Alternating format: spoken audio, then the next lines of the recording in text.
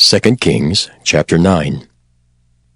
And Elisha the prophet called one of the children of the prophets, and said unto him, Gird up thy loins, and take this box of oil in thine hand, and go to Ramoth-Gilead.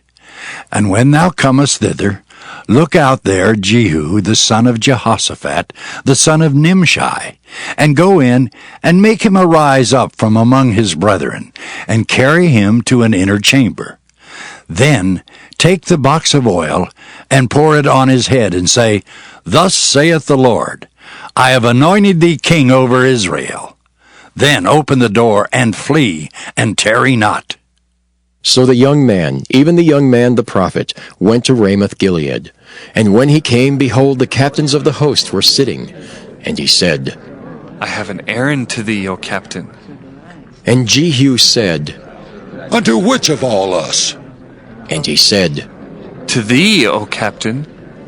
And he arose and went into the house. And he poured the oil on his head, and said unto him, Thus saith the Lord God of Israel, I have anointed thee king over the people of the Lord, even over Israel. And thou shalt smite the house of Ahab thy master, that I may avenge the blood of my servants the prophets, and the blood of all the servants of the Lord at the hand of Jezebel. For the whole house of Ahab shall perish, and I will cut off from Ahab him that pisseth against the wall, and him that is shut up and left in Israel. And I will make the house of Ahab like the house of Jeroboam the son of Nebat, and like the house of Baasha the son of Ahijah. And the dogs shall eat Jezebel and the portion of Jezreel, and there shall be none to bury her. And he opened the door and fled. Then Jehu came forth to the servants of his Lord, and one said unto him, Is all well? Wherefore came this mad fellow to thee? And he said unto them, Ye know the man and his communication. And they said, It is false. Tell us now. And he said, Thus and thus spake he to me, saying, Thus saith the Lord, I have anointed thee king over Israel. Then they hasted, and took every man his garment, and put it under him on the top of the stairs, and blew with trumpets, saying, Jehu is king! So Jehu the son of Jehoshaphat the son of Nimshi conspired against Joram. Now Joram had kept Ramoth-Gilead, he and all Israel, because of Hazael king of Syria. But King Joram was returned to be healed in Jezreel of the wounds which the Syrians had given him when he fought with Hazael king of Syria. And Jehu said, If it be your minds, then let none go forth, nor escape out of the city to go to tell it in Jezreel. So Jehu rode in a chariot and went to Jezreel, for Joram lay there. And Ahaziah king of Judah was come down to see Joram. And there stood a watchman on the tower in Jezreel, and he spied the company of Jehu as he came, and said, I see a company!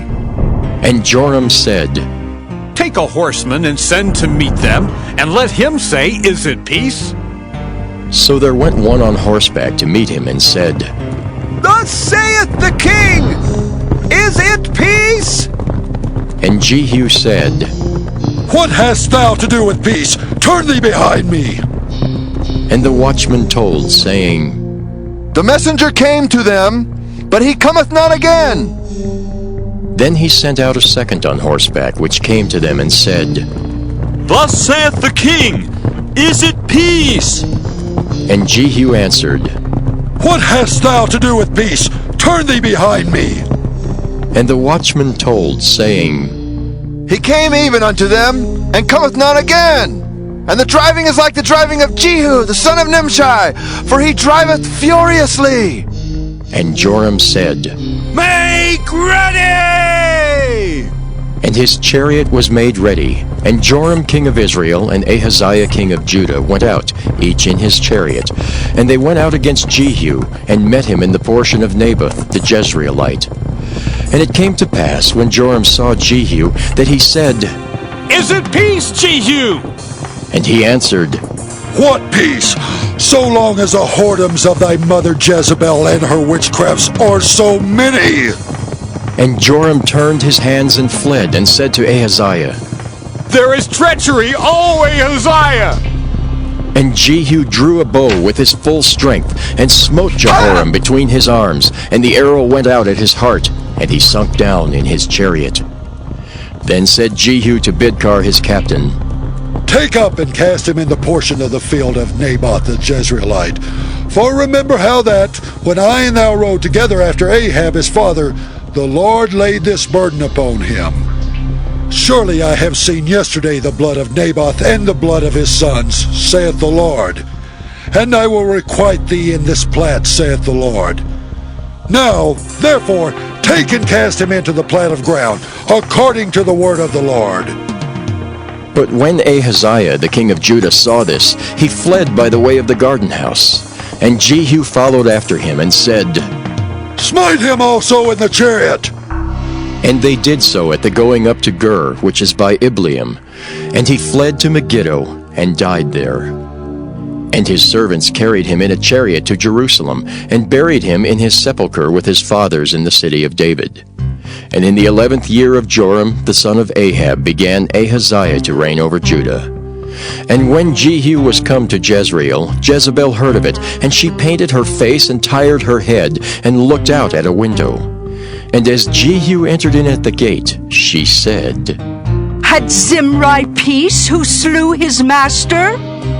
And he lifted up his face to the window, and said, Who is on my side? Who? And there looked out to him 2 or 3 eunuchs, and he said, Throw her down! So they threw her down, and some of her blood was sprinkled on the wall and on the horses, and he trode her under foot. And when he was come in, he did eat and drink, and said, Go, see now this cursed woman, and bury her, for she is a king's daughter. And they went to bury her, but they found no more of her than the skull and the feet and the palms of her hands. Wherefore they came again and told him, and he said, This is the word of the Lord, which he spake by his servant Elijah the Tishbite, saying, In the portion of Jezreel shall dogs eat the flesh of Jezebel, and the carcass of Jezebel shall be as dung upon the face of the field in the portion of Jezreel, so that they shall not say, This is Jezebel.